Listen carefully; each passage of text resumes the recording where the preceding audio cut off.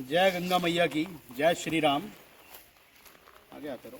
आज मैं आपको एक ऐसी जगह दिखा रहा हूँ कि जो मुझे लगता है कि हरिद्वार के ही कम लोगों को पता होगी और भारत की आज़ादी से जुड़ा हुआ एक ऐसा विश्व धरोहर जो कि इस हरिद्वार की इस धरा पर मौजूद है। भगवती मनसा देवी और भगवती चंडी देवी के निकटतम गंगा की धारा के बीच 1902 में स्थापित स्वामी श्रद्धानंद द्वारा स्थापित ये गुरुकुल, जो कि आज मैं आपको दिखा रहा हूँ, ये एक बहुत बड़ा गुरुकुल है जो कि अपने खंडर जैसी स्थितियों में है, अपनी दयनीय स्थिति में है। और पूरी प्रकार से मैं आपको दिखाता हूँ कि किस प्रकार के इसके कमरे हैं। यहाँ भाई आगे आ जाइए भाई। ये पूरी प्रकार से आज अपने हालातों पर रो रहा है, लेकिन सौभाग्य की स्थिति है, स्वामी श्रद्धानंद जी की फोटो यहाँ लगी हुई है। 1902 में इसकी स्थापना हुई थी और आज इसके कमरे, इसकी लकड़ियां पूरी तरह जीर्ण शीर्ण हो चुकी है, जंगली जानवरों का डेरा बन चुका है। ये वो तपोभूमि है जब आजादी का आंदोलन चल रहा था और महात्मा गांधी अफ्रीका में कालों की लड़ाई लड़ रहे थे। उस समय जब उन्होंने सहयोग का प्रयास किया तो उनको कहा गया कि हरिद्वार जाकर आप स्वामी श्रद्धानंद से मिलिए। तब स्वामी श्रद्धानंद ने इस जगह पर स्वामी श्रद्धानंद के पास आकर महात्मा गांधी मिले और उन्होंने यहाँ बाकायदा यहाँ के लोगों की, यहाँ के ब्रह्मचारी, यहाँ के कर्मचारी, इन सब की बैठक बुलाई और बैठक बुला के तय किया कि भाई आपको मिलने वाला दूध जो है उसमें एक समय की घटोतरी होगी और जो उसका पैसा होगा वो पैसा जो है हम इस आंदोलन में खर्च करेंगे। तो उन कर्मचारियों ने, उन सन्यासियों ने ये कहा कि हम एक समय का नहीं, 2 समय का अपना दूध छोड़ेंगे और जो उसका खर्च है वो सारा का सारा आपको दिया जाएगा। ऐसी तपस्थली को आज जीर्ण हालातों में पड़ी है। ये पूरा का पूरा लगभग 3000 बीघे की जमीन श्यामपुर कांगड़ी के पास है। आज हमारे साथ गुरुकुल के आधुनिक प्रवर्तक और आधुनिक इस युवाओं के प्रेरणा स्रोत आदरणीय गौतम खट्टर भी मेरे साथ हैं। और गौतम जी जो कि आधुनिक गुरुकुल बनाने के और गुरुकुल परंपरा पुनः इस शुरू करने के एक प्रवर्तक के रूप में अपनी पहचान बना चुके हैं, आज उनके साथ पहुंचे हैं। मैं अनुरोध करूंगा वो भी बताएं कि क्या इस गुरुकुल की स्थितियां हैं और क्या गुरुकुल का होना चाहिए। जिस प्रकार से स्वामी रामदेव जी ने जो अभी एक दूसरा गुरुकुल जो अपने हाथ में लिया, उनको लेकर बिना मतलब के जो आरोप लग रहे थे, क्या इन जीर्णशीर्ण लोग हालतों को पुनर्जीवित करने के लिए क्या ऐसे स्वामी रामदेव जी अन्य ऐसे लोगों को नहीं साथ लेकर इनको पुनर्जीवित करना चाहिए। आदरणीय गौतम खट्टर जी हैं जो आप बताएं कि गौतम जी क्या स्थितियां हैं। हम चलते रहेंगे गौतम जी के साथ में, देखूंगा बहुत सारी, हम ऊपर भी जाएंगे, इतने बड़े सारे कमरे हैं, लेकिन उसके बावजूद भी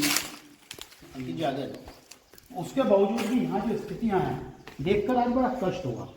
जो ये है कि 1902 में स्वामी श्रद्धानंद ने एक संकल्प लिया था। जब वो जलंधर में अपनी कोठी में रहा करते थे, उन्होंने संकल्प लिया कि मैं जब तक गुरुकुल बनाने के लिए 30,000 रुपए एकत्रित नहीं कर लूंगा तब तक मैं अपने बीवी बच्चों का मुंह नहीं देखूंगा। अच्छा। और जहां उनका बंगला था, कोई ऐसे दरिद्रहीन भिखारी परिवार से नहीं थे, बहुत संपन्न, जलंधर में उनकी आलीशान कोठी थी देखने वाली। अच्छा। उस कोठी के बीच में एक रोड थी, रोड के उस पार मंदिर था। जब उन्होंने ये संकल्प लिया कि 30,000 रुपए जब तक गुरुकुल निर्माण के लिए इकट्ठा नहीं करूंगा तब तक अपने बच्चों का मुंह नहीं देखूंगा, अपने घर की चौखट को पार करके घर में नहीं घुसूंगा, तो लौटे और मंदिर में ही रुक गए। अच्छा। उनकी पत्नी ने कहा आज इनको क्या हुआ, घर नहीं आए। तब उनको मतलब इतना लगा कि इस व्यक्ति के अंदर कितनी ललक है। पूरा ये देखो लकड़ी की सीढ़ियां बनी हुई है। एक बार थोड़ा एक एक करके चढ़ेंगे क्योंकि बहुत स्थिति गड़बड़ है। ये सब लकड़ी की सीढ़ियां बनी हुई है। ये उस आदमी के खून पसीने का परिणाम था। अच्छा, लेकिन आप सरकारों का इस पर ध्यान नहीं है, समाज का ध्यान नहीं है। वही समाज ऐसे लोगों को छोड़ देता है तो आगे एक मिनट आगे थोड़ा पास ही रखिए। जो स्वामी रामदेव जी जैसे योद्धा है, जब वो इन संस्थाओं को बचाने के लिए हाथ आगे बढ़ाते हैं तो फिर समाज के लोग उनका विरोध करते हैं कि ये तो जो है पैसा कमाने के लिए और अपने लाभ के लिए ऐसा कर रहे हैं। आपने बताया अभी दर्शनानंद गुरुकुल हाँ, दर्शनानंद को लेकर दर्शनानंद भी जीर्ण शीर्ण हालत में था और उसे उस प्रकार से फिर उन्होंने लिया और उसको ठीक ठाक करा, उसका एक बड़ा प्रयास है। फिर इसमें किस बात के आरोप? अब ये देखिए, ये स्थितियां हैं, खंडर हो चुका है लेकिन अपने आप में एक आलीशान जगह है। तीन ही ऑप्शन है ना, या तो जो इधर आ जिस समाज जिस संस्था के पास ये है, या तो वो इसको ठीक करे, या संस्थान से जुड़े हुए वैचारिक जो लोग हैं उसमें जो योग्य व्यक्ति है उसको दे दे। क्या वो तीन ही ऑप्शन है। हाँ, हाँ। या तो जिस समाज या जिस संगठन का ये है, हाँ। या तो वो इसको ठीक करे। हाँ, दूसरा ऑप्शन, जो उस संगठन से जुड़े हुए लोग हैं उसमें कोई योग्य आदमी है उसको दे दे। हाँ। या तीसरा, सरकार को कहे भाई इसको राष्ट्रीय धरोहर बनाओ और आप इसको संभालो, हमारे बस की नहीं है। बिल्कुल बिल्कुल, यही मतलब, या तो सरकार राष्ट्रीय धरोहर घोषित कर दे, हाँ। और जो भाई परिवार में जो काबिल होता है, समाज में जो काबिल होता है उसको कहते हैं, वो तैयार है। और जो संस्थान वर्तमान में गुरुकुल को चला रहे हैं वो सक्षम नहीं है चलाने में। तो मुझे लगता है कि कम से कम इस बात की चिंता सरकारों को भी और जो गुरुकुल से जुड़े हुए लोग हैं उन दोनों को करनी पड़ेगी।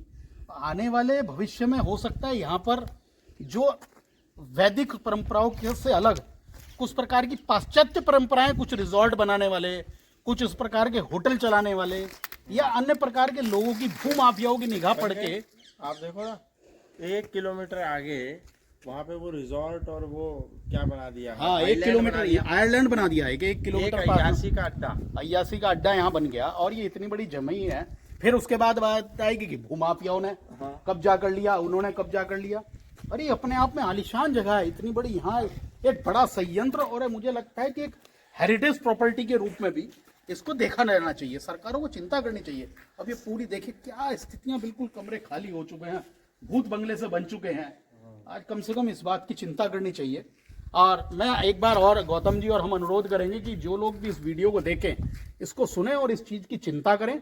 सरकारों तक ज्यादा से ज्यादा बात जाए, आर्य समाज तक ये बात जाए, सनातन को। धामी जी से आदरणीय मुख्यमंत्री पुष्कर सिंह धामी, जो कि मुझे लगता है कि बहुत ज्यादा चिंतित और बहुत ज्यादा कार्य की क्षमता रखने वाले व्यक्ति हैं, उनसे हम अनुरोध करेंगे कि धामी जी इस विषय पे ध्यान दें और इस विषय पे ध्यान देकर इसका संरक्षण संवर्धन करें, ताकि ये जो भूमि है, ये जो संयंत्र है, ये पुनः स्थापित होकर विश्व में इसकी अपनी बड़ी पहचान बन सके। जय हिंद।